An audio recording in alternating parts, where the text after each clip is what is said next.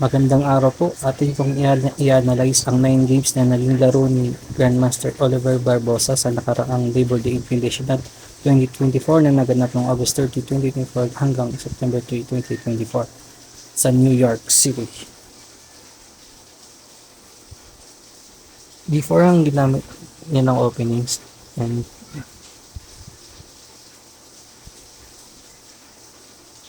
nauwi sa triple repetition ng moves and naging draw yung laban nila sa first game. Wala na rin nagpilit, hindi nila pinilit. Agree na lang sila na tabla. So, at ipanoorin ng second game, anong nangyari. Ang kalaban niya naman ay si FM Samrug. Before ulit ang opening na ginamit nila. Queen's Gambit na parang nakapiyangkit sa Bishop.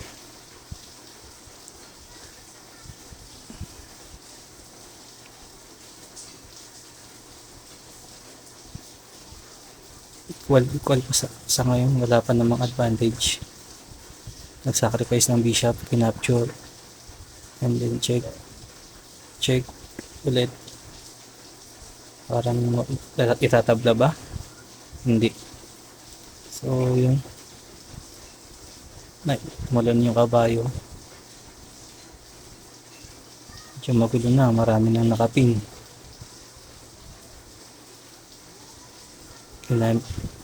Kinapture niya yung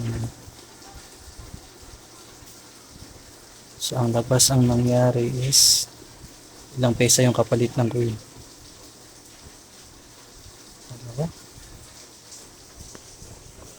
So, equal pa naman yung evaluation kahit queenless yung black dahil siguro sa material.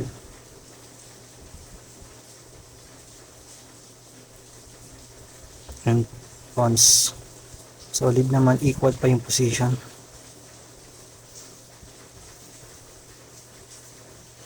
Yun lang, ramamang yung black pero parang equal pa rin to eh.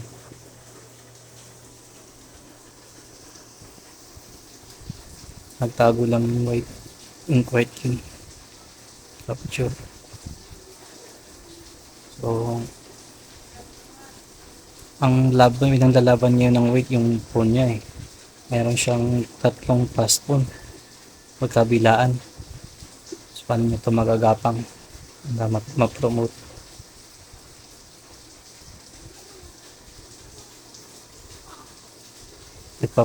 Malapit na rin maubos yung oras nila, 10 minutes to 4 minutes na lang yung time nila.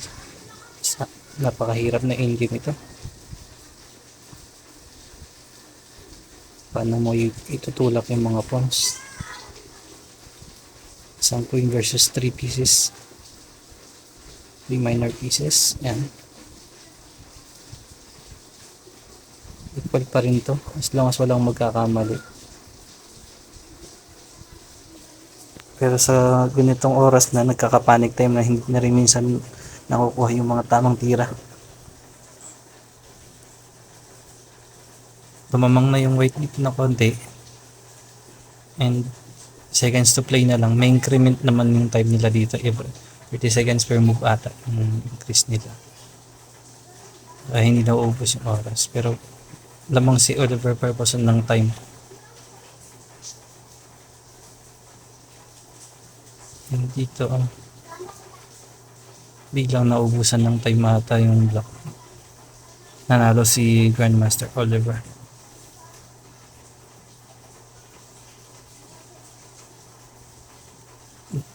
Na-flag down yung block. 0 na yung nakalagay sa oras na yung Samsung. So sa next na laban niya, black naman siya ngayon. Black naman si JM Oliver. Kalaban niya is FM, si FM Liam.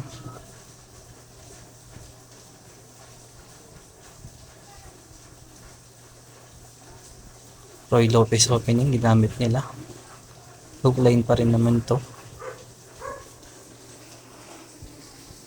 Normal pa naman yung opening nila. Push na po. Equal pa rin pero medyo gumugulo na. Magkaroon ng pass pawn yung weight. Pero hindi naman siguro overextended. Hinamon yung rook, kinapture. develop lang. Ito, control the A5. So, sino mo una kumapture? Wala pang gustong kumapture ng rook.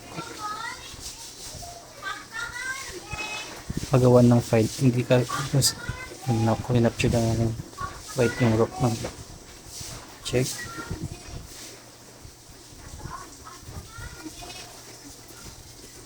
Tabang na yung white pero mahirap pa rin to i-continue. Hindi pa rin siya ganun kadali. Kailangan pa rin ng makuha yung mga perfect move. Masyadong malakas yung fast pawn ng white. So dito parang nag-resign na ata yung black. Dito ata natalo si Jim Oliver. Natalo siya dito. Kasi magpo-promote na rin yung hindi na mapipigilan yung pag-promote may pag-queen to queen. Okay, tutulak yung pawn.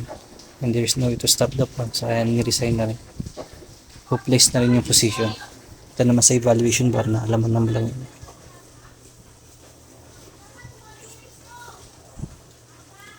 Kalaban naman dito ni GM Oliver is si Igor Kovalchuk. Not rated ata to kasi not title players kasi wala siyang title. Parang equal pa naman yung opening nila. Wala pang lumalamang. Masap yung kabayo. Threat yung pawn dun sa kinapture. Push lang ng pawn. Tumamang nabigla yung white.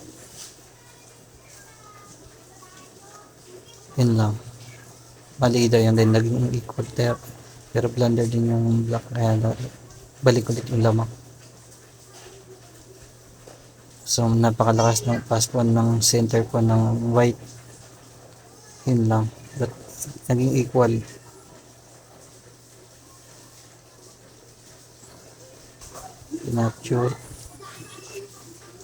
Capture. So endgame na naman pero may pass pawn na dalawa sa gitna. Sino yung mananay? Ay nawala na yung isa.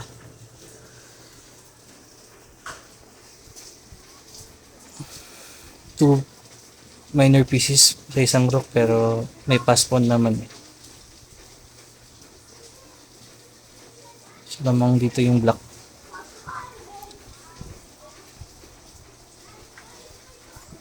Pero almost equal pa rin naman. Pwede pang ma-equal. Dito lang lumamang yung white, nagkamali ata yung black.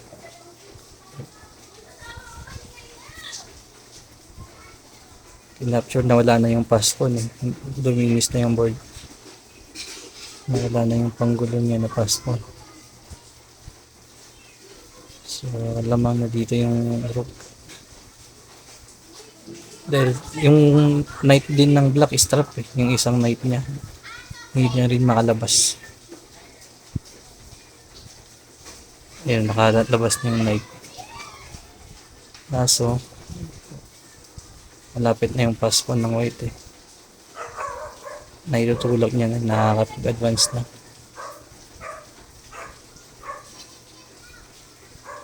Hindi pwedeng capturein yung kasi mapopromote yung kundi. Check. Wala na yung kabayo kaya nag-resign na rin yung black dahil mawawala yung kabayo and then may pass pawn. So, quality up pa. So, wala na rin chance kaya nag-resign yung black. The next game naman niya, black naman siya dito. Ang kalaban niya is si Levi Roseman. Ito si Gatham Chess.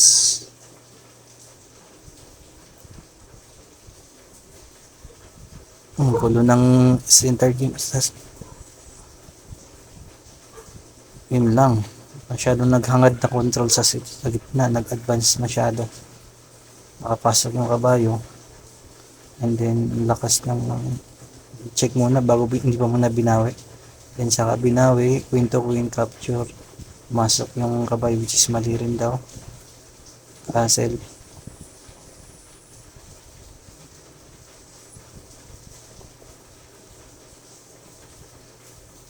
Lamang pa yung white pero lamang yung black pero hindi pa rin naman madali ito. Yun lang. Wala na yung ano. So dito kasi nangyari 2 minor piece sa isang Roque, kaya wala na rin eh. Tinambad na siguro si Gat Hunches. Wala na rin chance kasi. Equal ng pawn eh. Walang compensation. Ito.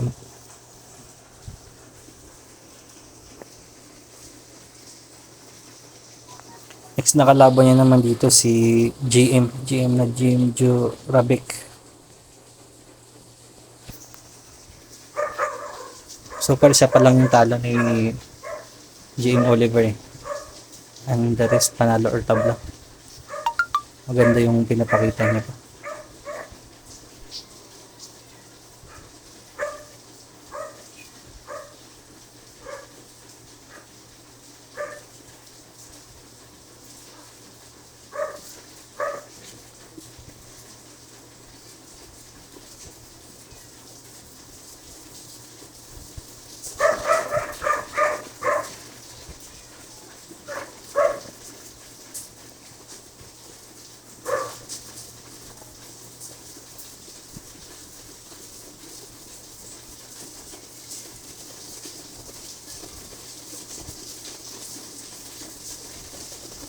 Castle, Bishop.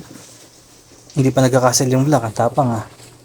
Yun nung lumamang na yung white.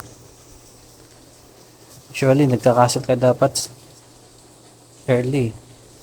Pero ito hindi. So yun. Sinamantalan ng white yung hindi pag-castle ng black.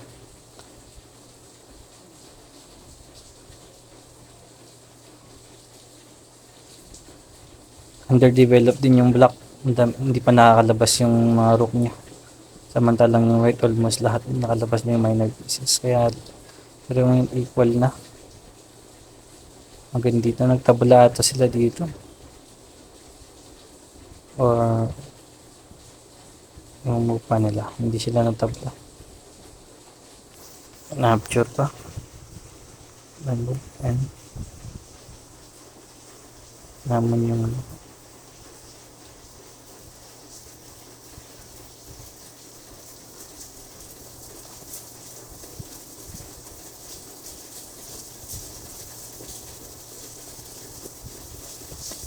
dito. Kasi hindi mo pwedeng capturein yung rook. May kakapturein yan ng queen. Tapos may back ng weakness kasi yung white eh.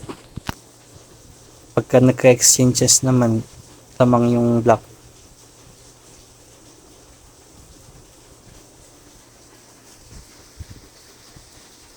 So, ang next na kalaban niya dito si Mark Paragua na naman yung next kapwa niya Pilipino rin. Nakasali sa tournament.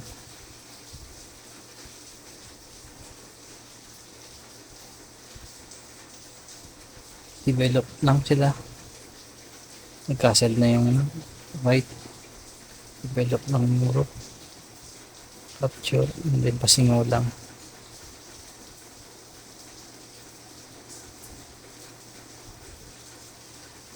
Dito ata nag-agree draw sila agad dito eh.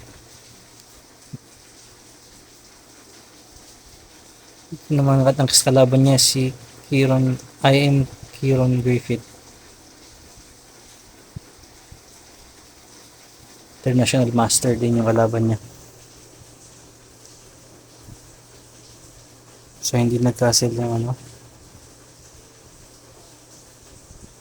So bookline tong ginawa nila.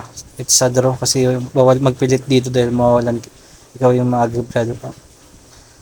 Mawawalan ng disadvantage pag pinilit mo yan. Kaya agree draw talaga yan sa linya sa bookline. Yan na siguro yung last match niya.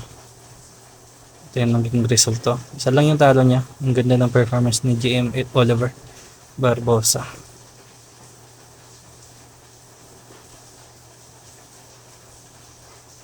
Isang talo tapos panalo. Tapos ang nag-champion dito yung last na nakalaban niya si Kieron Griffith. Pangalawa si GM Oliver Barbosa. Panglima naman si GM Mark Paragua. 7 points. 1 points lang yung pagitan nila ng 6 points si GM Oliver na yung nag-champion is 7 points. Si Levi Roseman si Gat